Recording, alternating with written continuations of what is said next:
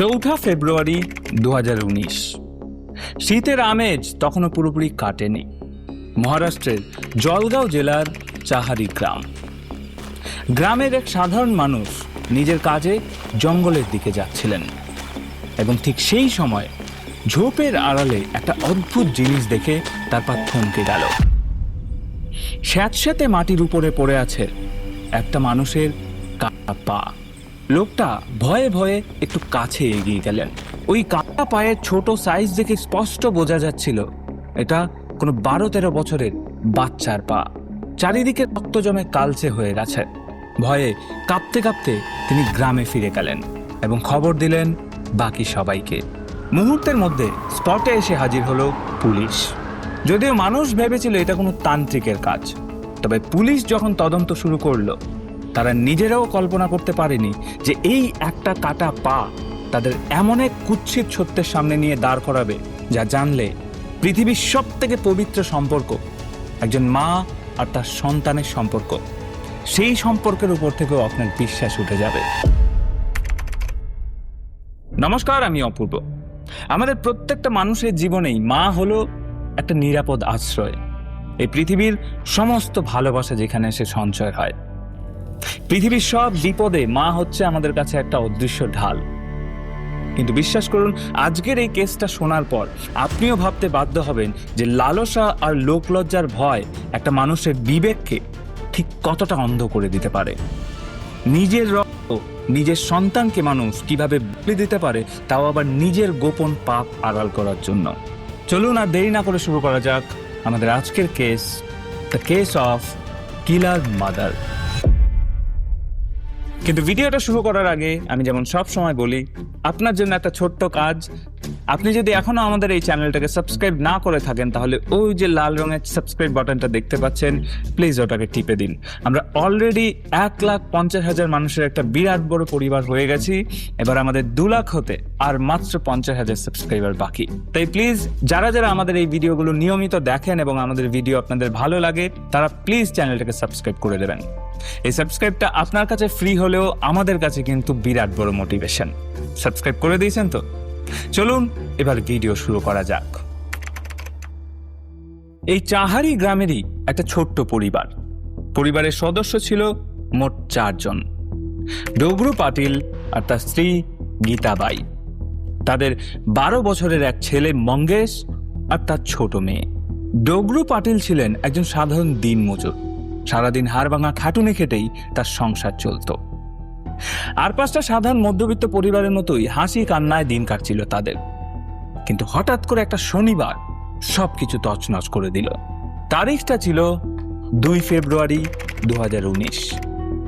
সেদিন স্কুলে half day থাকার কারণে মঙ্গেশ একটু আগেই বাড়ি ফিরে গেছিল এবং বাড়িতে এসে ব্যাগটা রেখেই সে মাকে বলে, মা, আমি একটু জঙ্গলের দিকে যাচ্ছি ফ্রেশ হতে। গীতাবাই তখন ঘরের বিভিন্ন কাজে ব্যস্ত ছিলেন, তাই ছেলের কথায় অত কান দেননি। কিন্তু গীতাবাই তখনও কল্পনাও করতে পারেননি যে এটাই তার ছেলের সাথে তার শেষ কথা। ঘন্টার পর ঘন্টা সময় কেটে গেল, কিন্তু মঙ্গেশ আর ফিরল না। বিকেল গড়িয়ে সন্ধে হলো, তবু ছেলের কোনো দেখা নেই। ডোগরু পাটিল কাজ থেকে ফিরে যখন শুনলেন ছেলে এখনো ফেরেনি, তখন তিনি আর স্থির থাকতে পারলেন না। সারাটা রাত ধরে গ্রামের লোকজন আর আত্মীয় স্বজনদের নিয়ে জঙ্গলে টর্চ নিয়ে খুঁজতে শুরু করলেন মঙ্গেশকে। সেখানকার জঙ্গল, খাল, বিল সবকিছু চষে ফেলার পরেও মঙ্গেশের কোনো খোঁজ পাওয়া গেল না। তারপর পরের দিন মানে 3 ফেব্রুয়ারি একদম নিরুপায় হয়ে ডোগরু পাটিল গেলেন পুলিশ স্টেশনে এবং নিজের ছেলের নামে একটা মিসিং ডায়েরি করলেন। আর এই মিসিং ডায়েরি করার ঠিক পরের দিনই ঘটে সেই ভয়ঙ্কর ঘটনা। জঙ্গল থেকে উদ্ধার হয় একটা কাটা পা। পুলিশ যখন তল্লাশি শুরু করে, তারা একে একে জঙ্গলের বিভিন্ন জায়গা থেকে মঙ্গেশের দেহের বিভিন্ন অংশ উদ্ধার করে। কিন্তু একটা বড় সমস্যা ছিল, দেহের বাকি সব অংশ পেয়ে গেলেও মাথাটা কোথাও পাওয়া গেল না। আর মাথা ছাড়া ওই বডিটা কার, সেটা 100% কনফার্ম করা যাচ্ছিল না। এবার যেহেতু পুলিশ এই বডিটা নিয়ে খুব কনফিউজ ছিল, তাই তারা মঙ্গেশের ব্যাপারটা শুরুতে ভেবেছিল হয়তো কোনো কিডন্যাপ কেস। কিন্তু ডোগরু পাটিলের অবস্থা দেখে সেই থিওরি ধোপে টিকল না। কারণ কাউকে কিডন্যাপ করে মুক্তিপণ তাদের কাছেই চাওয়া হয় যাদের কাছে অগাধ টাকা আছে। ডোগরু পাটিল তো দিন আনা দিন খাওয়া মানুষ, তার ছেলেকে কিডন্যাপ করে কে আর কি পাবে? এরই মধ্যে ওই বডিটার মাথা বা কোনো ক্লু যদি পাওয়া যায়, সেজন্য চাহারি গ্রামের প্রত্যেকটা কুয়ো, ঝোপঝাড় থেকে শুরু করে জঙ্গলের বিভিন্ন অংশে তল্লাশি চালিয়ে যায় পুলিশ। এই তল্লাশির এক পর্যায়ে পুলিশ জঙ্গল থেকে কিছু ছেঁড়া খোড়া রক্তমাখা জামা কাপড় উদ্ধার করে। ডোগরু আর গীতাবাইকে ডাকা হয় সেগুলো শনাক্ত করার জন্য, এবং জামা কাপড়গুলো দেখা মাত্রই গীতাবাই ডুকরে কেঁদে উঠল। ওগুলো তার একমাত্র ছেলে মঙ্গেশেরই জামা। ওই সময়টায় গীতাবাইয়ের অবস্থা ছিল দেখার মতো। ছেলে নিখোঁজ হওয়ার পর থেকে তিনি কেঁদে কেঁদে এমনিতেই অসুস্থ হয়ে পড়েছিলেন, আর এই জামা কাপড়গুলো দেখার পর থেকে তিনি বারবার জ্ঞান হারিয়ে ফেলছিলেন। মায়ের এরকম অবস্থা দেখে পুলিশেরও বুক ফেটে যাচ্ছিল। এই সময় গ্রামে একটা অন্যরকম আতঙ্ক ছড়াতে শুরু করে। কাকতালীয়ভাবে তখন দীর্ঘ 27 বছর পর মৌনী অমাবস্যা বা ঘন অন্ধকার অমাবস্যার তিথি চলছিল। গ্রামবাসী আর পুলিশের মাথায় একটা ভয় ঢুকলো, হয়তো কোনো তান্ত্রিক ব্ল্যাক ম্যাজিক বা কালো জাদু করার জন্য মঙ্গেশকে নরবলি দিয়েছে। সাথে সাথে গ্রামে খবর ছড়িয়ে গেল রক্ত পিপাসু কোনো তান্ত্রিক ঘুরে বেড়াচ্ছে। আর এই আতঙ্কে মানুষ তাদের বাচ্চাদেরকে স্কুলে পাঠানো পর্যন্ত বন্ধ করে দিল। গোটা গ্রাম তখন ঘরের বাইরে পা ফেলতেও ভয় পায়। পুলিশও কিন্তু বিষয়টাকে হালকাভাবে নিল না। প্রায় 50 জন পুলিশ সদস্য নিয়ে একটা বিশাল টিম নামানো হলো। গ্রামের যত ওঝা তান্ত্রিক ছিল সবাইকে ডেকে আনা হলো থানায়, এবং শুরু হলো জিজ্ঞাসাবাদ।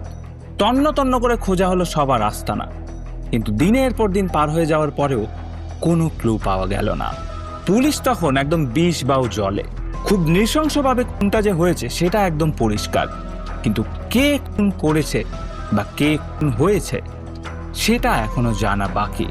আর সব থেকে বড় কথা হচ্ছে, কোন অপরাধে এরকম একটা নিষ্পাপ বাচ্চাকে এতটা নিষ্ঠুরভাবে মরতে হলো।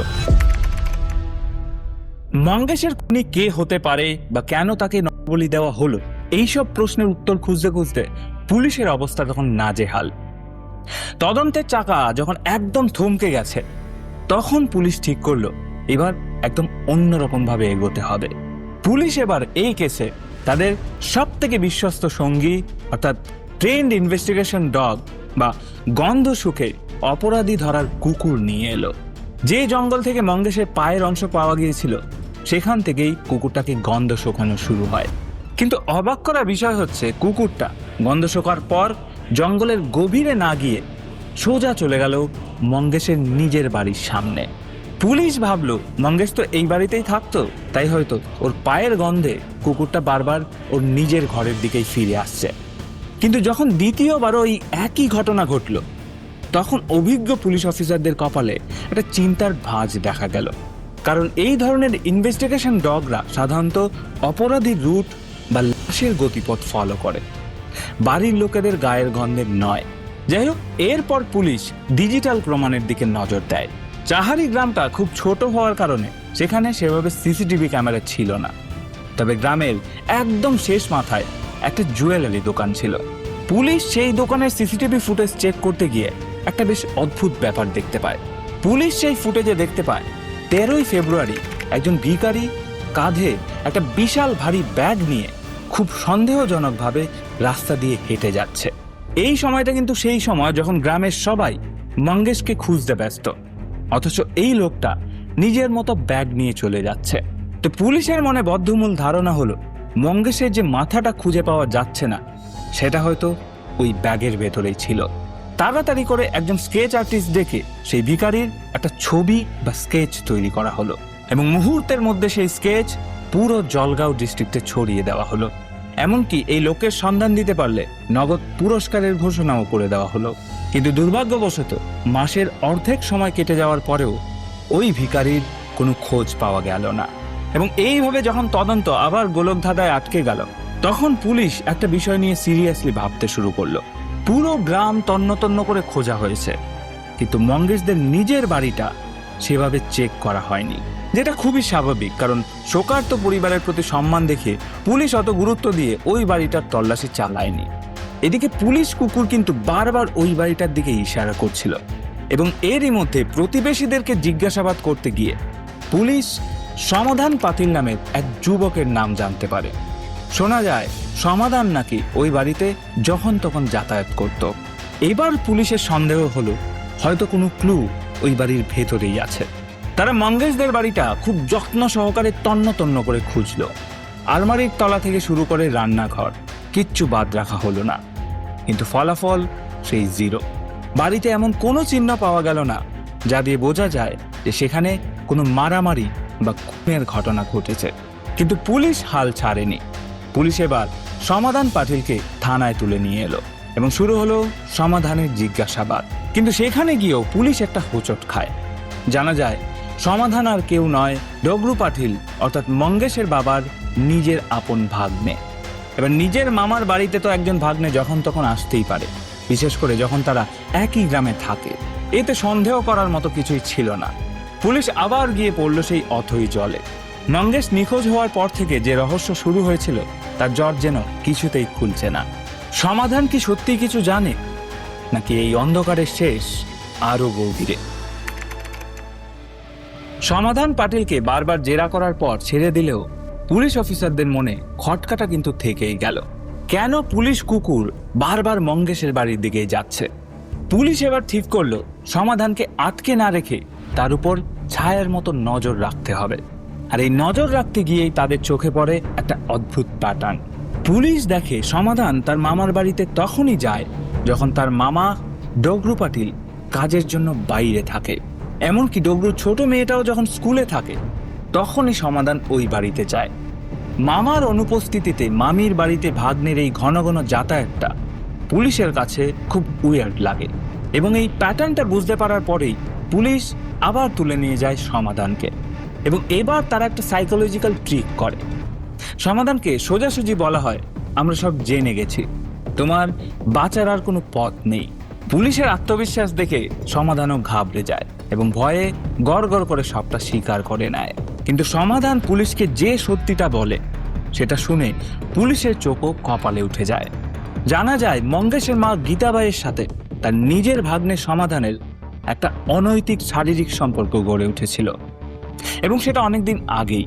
ডগরু সারাদিন বাইরে হাড়ভাঙা খাটুনি খাটত আর সেই সুযোগে ভাগ্নে আসতো মামির সাথে সময় কাটাতে।